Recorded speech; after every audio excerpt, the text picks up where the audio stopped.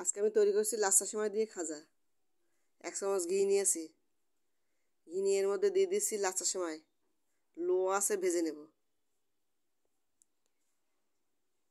কিছুক্ষণ ভেজে নেওয়ার পর এর মধ্যে দিয়ে দেবো গুঁড়া দুধ।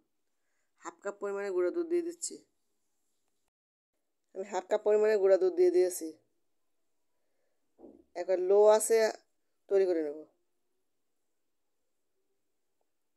কিছুক্ষণ মিশিয়ে নেওয়ার পর এখন গুড়ের মধ্যে দেব। আমি খেজুরের গুড় নিয়েছি। এর মধ্যে লাচ্ছা সেমাই দিয়ে নেড়ে চেড়ে মিশিয়ে নেব।